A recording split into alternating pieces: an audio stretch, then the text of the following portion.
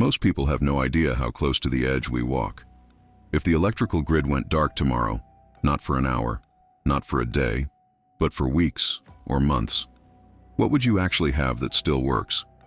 This isn't just a prepper's nightmare or something out of science fiction. EMPs are a real, scientifically proven threat. They've been weaponized by governments, studied by militaries, and feared by power grid operators for generations. But for most people, it's an invisible danger, out of sight and out of mind, until suddenly it isn't. Right now, think about every tool you count on just to get through an average day. Your phone, your car, the fridge, the water filter, the light switch, the stove. Most of these exist only because of a network of power, chips, and circuits so tightly woven that when one part fails, the rest follow. After a powerful EMP blast, it's not just that your power is gone, it's that millions of microchips are fried, silently and instantly, with no warning and no easy fix. So if you're here searching for real EMP-proof tools, the equipment that keeps going when the world stops spinning, pay close attention. Those who survive aren't always the strongest or the fastest. They're the ones who prepare, who plan ahead, and who refuse to let false security lull them to sleep. If you want hard answers, hard skills, and a real shot at weathering a blackout with your family, then this is the place. Subscribe now so you don't miss skills that actually save lives, because in a crisis, ignorance is a killer. Let's start with the basics. Light.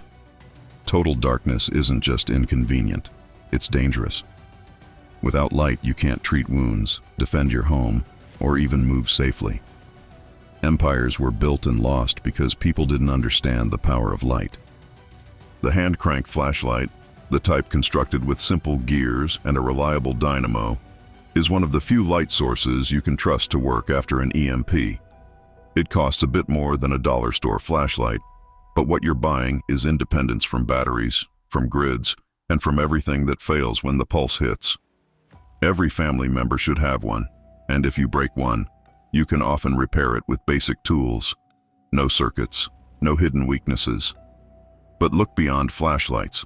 Oil lamps, whether fueled by kerosene, lamp oil, or even rendered animal fat, have illuminated homes for centuries and will do so again in the blackout era. The wick and chimney design is unchanged by time or technology, reliable from the Arctic to the outback.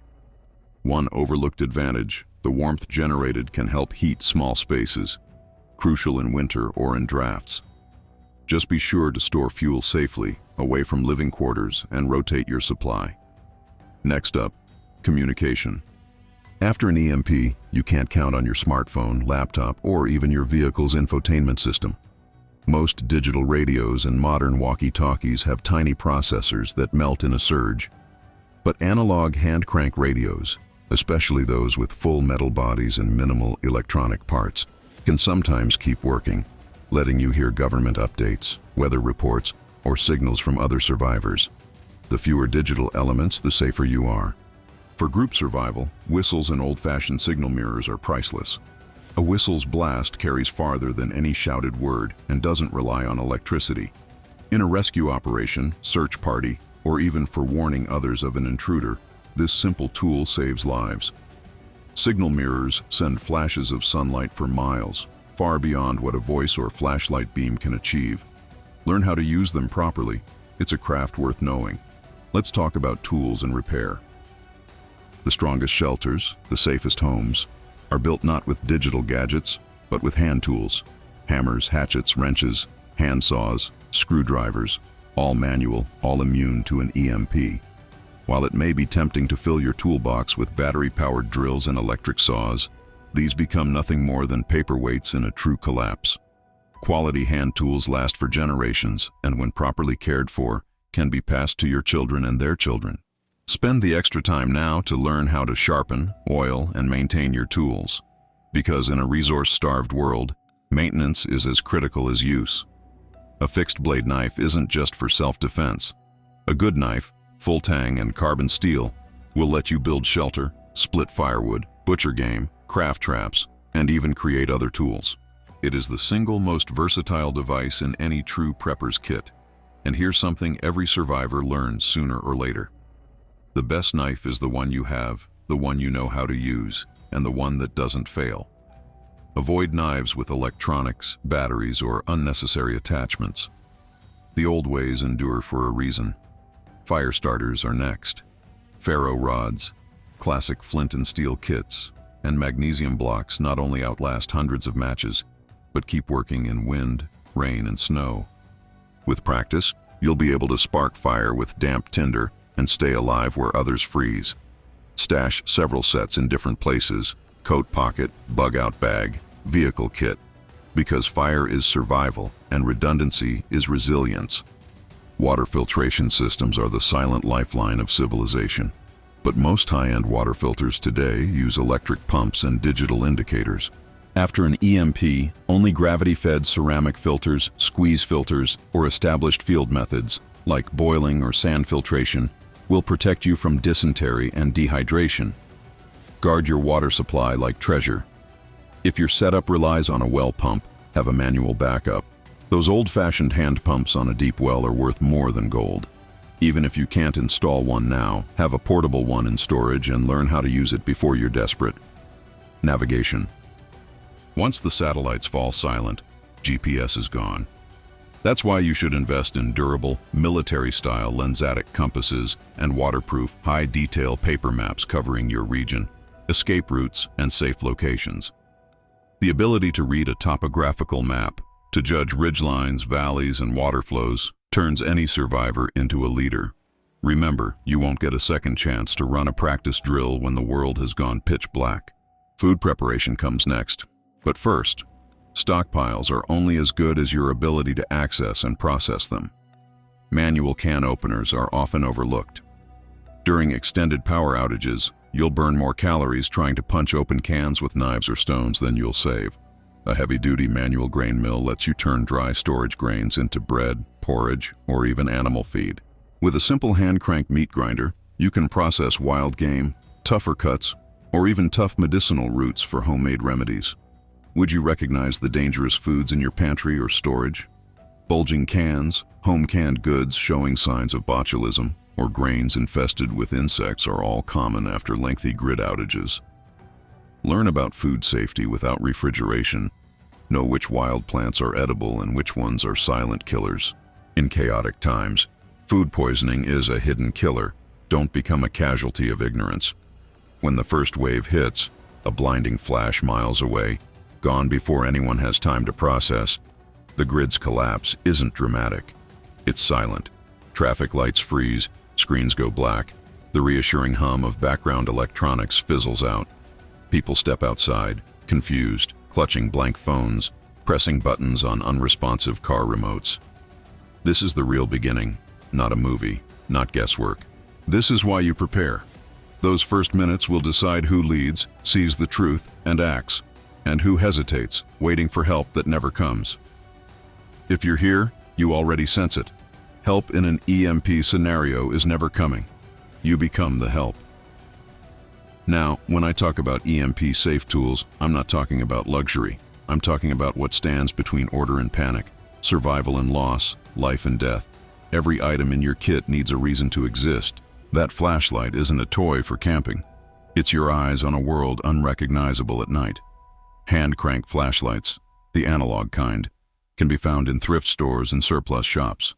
Some even have metal shields designed to resist surges. The smart ones among us buy extras, store them separately in metal boxes, and keep one always within reach. Never trust all your light to a single device. Go beyond tools. Have you considered the psychology of a blackout? When the EMP has done its work, panic sets in. Not just because it's dark, but because people realize how deep their dependence runs. When the neighbor's generator sputters out, when the backup batteries fail, crowd psychology cracks. It's at this breaking point that your own tools, skills, and confidence become weapons in themselves. If you keep your gear organized, if you know instantly which drawer holds the whistle, the oil lamp, the map, you stay calm while others spiral. About oil lamps, have multiple fuels and always keep a kit with spare wicks, a cleaning brush, and a shield for wind or rain. Lanterns designed for the backcountry, double-glassed against breakage, survive falls and rough handling. In tight urban environments, blackout curtains are a must. Showing a lit window in darkness draws attention, sometimes desperate, sometimes dangerous. Don't give away your position unless you must. Analog communication isn't optional. Besides radios and whistles, learn basic signaling methods. Scouts, semaphore flags, colored tarps or sheets for rooftop signals, coded knocks for quiet rooms. Printed codes, yes, printed, because a digital reference is useless now, belong in every community kit. As for defense, forget about digital locks or electric alarms. EMP-safe security means mechanical deadbolts, heavy-duty padlocks, window bars, and simple physical barriers. Practice putting these in place in minutes, not hours. Mock emergencies with your team. Who grabs what? Who posts lookout? Who answers knocks at the door? The untrained freeze when routines crumble. Train now, because in an EMP blackout, later means never. Navigation is survival. In every vehicle, store a hard copy road atlas, waterproofed with Ziploc bags or plastic folders. Topographical maps should highlight water sources, high ground, and defensible positions. Practice moving by compass and map as a weekly ritual. Teach your family. The first time you navigate without GPS mustn't be when roads are jammed, radios silent. Water collection and filtration are uncrowded lifelines. Rain barrels with manual taps, buckets with lids, gravity filters made for backpacking. They're quiet, require no power, and can be hidden in plain sight. After an EMP, municipal water pressure fails fast. Those with manual pumps and siphons will be drawing water from rivers, rooftop tanks, even puddles for weeks while others scour stores for bottled water that doesn't exist. Fire. Matches deteriorate. Lighters run out of fuel. Carry ferro rods around your neck. Lash one to your main pack. Keep another buried in your car kit. Practice starting fires in rain, after a swim, with chilled hands. Store dry kindling, dryer lint in a plastic tube, cotton balls soaked in petroleum jelly, strips of fat wood from pine trees. Real-world survivors stash extras everywhere, costing pennies, saving lives. Cooking is more than food. It keeps people sane in disaster. The EMP wipes out all those gadgets: bread makers, induction hot plates, microwave ovens, cast iron pans, Dutch ovens, rocket stoves burn any available fuel and last lifetimes. Learn to build a Dakota fire pit, a low-smoke, high-efficiency trench hole the size of a shoebox. This knowledge heats food and water, sterilizes bandages, and signals smarter heads when stealth is necessary. Manual food processing is just as vital. No one wants to chew rock-hard wheat berries or try to cook pasta with cold well water. A hand-crank mill, turn-of-the-century style, can grind anything from corn to beans to hard spices. Manual can openers. A top reason for emergency room visits after power outages is hand and knife injuries from people prying open cans. Have a safe, reliable opener for every set of supplies.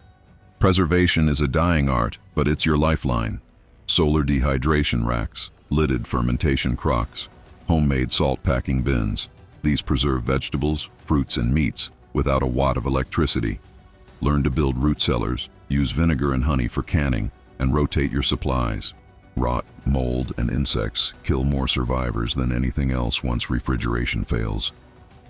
Security's second line: mechanical traps, fish hooks, snares, tripwires, not just for hunting game, but for perimeter warning. Learn the choke point game. Where does someone have to step, crawl, or move to reach your supplies? Mechanical, non-electrical trip lines with bells, cans, or spring releases tell you more in a silent night than a dozen battery alarms ever could. Transport after EMP is a brutal shock. Modern cars, with their plastic electronics and wireless starters, become lawn ornaments. Bicycles, wheelbarrows, sledges, pre-industrial transport rise again. The best bug-out vehicles are pre-1980 diesel trucks, minimal electronics, robust, sometimes even able to start after an EMP if you're lucky. But don't count on luck, count on leg muscle. Keep spare chains, tubes, and tires for your bikes. If you have animals, gear them for pack work. In a crisis, moving 100 pounds by cart saves energy for everything else. Power generation is nearly erased. Yet, a hand-crank generator, sometimes built into old field radios or lanterns, can still charge AA batteries, power a critical lamp, or run a fan for an hour. Store these in metal-lined boxes, check every spring and fall, and replace moving parts as needed so you're never caught off guard. Knowledge, the most forgotten resource. Most people have never read a map, grown a tomato, or treated a wound by hand. Their skills exist on YouTube playlists. Print out procedures, first aid steps for burns, broken bone splints, emergency child delivery, wild plant identification. Make a binder, laminate each page. When panic rises and time blurs, your binder becomes a teacher, a leader, and sometimes a miracle. Let's get even more real. EMP-safe heating isn't optional in northern climates. Wood stoves, properly vented, can be rigged anywhere. A supply of dried split wood is vital. In wet weather or winter, green wood is a death sentence. Have a hatchet, a bow saw, and a splitting wedge. Know how to use what's around: cardboard, dry pine cones, sawdust cakes for starters. Every calorie counts in a world gone cold. Signaling isn't just for rescue. A smoke column changes everything. Practice with colored smoke, ground flares, audible air horns, and even chemical glow sticks. In the EMP wasteland, these become ways to call friends, form alliances, warn intruders, or summon help if it ever comes. Barter and storage.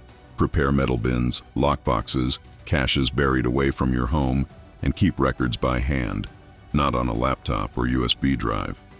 Store common barter: salt, coffee, antibiotics, soap, even spare hand tools. Separate your main supplies from your trade goods. After collapse, theft and loss are facts. Don't make recovery harder by putting all your eggs in one basket. Sanitation. Disease is relentless after disaster. Manual plungers, composting toilets, basic bleach tablets, and buckets for hand washing. Make lye from wood ash, store dried soap, rig gray water systems to move waste away from living quarters. One infected wound, one fly-blown latrine, can end even the best planned survival. Look at every tool you own, right now. Ask, does this work without power? Could my great-grandparents use it? Could I fix it with only what I could scavenge? If you answer yes, keep it and learn it. If not, find an EMP-proof replacement or a low-tech workaround. And finally, protect your gear. A Faraday cage isn't exotic. Any grounded metal container lined with cardboard or insulation shields sensitive items from the pulse. Store backup radios, solar chargers, even analog watches inside. Never trust to chance what you can shield from ruin. Now reach into your gut for real resolve. Survival isn't a product you buy. It's something you do day in, day out. Drills, practice runs, tough questions with your family. Who grabs the water? Who watches the door? Who negotiates with strangers? If you're hearing this, if you're ready to see past the noise, the false security, the endless gadgets and promises, then act. Like, comment, and share right now, not for numbers, but to build a real community of people willing to do the work. Every link you make, every friend you train, strengthens your odds when fate calls. Don't forget, if you want to go deeper, check out those guides in the pinned comment. There are always more layers, more skills, more hard-won information ready for those serious about surviving and thriving when the world turns upside down. Your next step? Review your own kit tonight. Toss out what will die, reinforce what never quits, drill the basics, teach your people, share what you know. Because only those who act, who prepare with the right EMP-safe tools, will be left to build what comes after the collapse.